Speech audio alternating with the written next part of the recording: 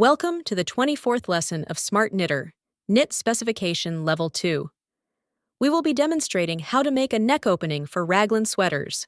First, add nodes on neckline to prepare for neck opening and set related measurements.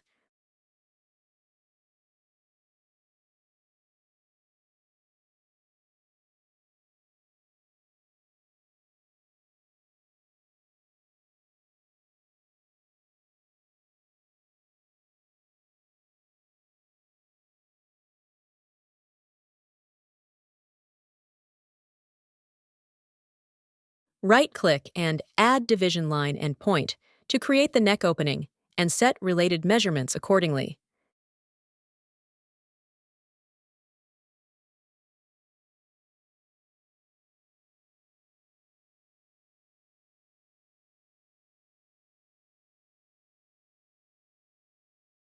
This is the final knit spec after adjustments.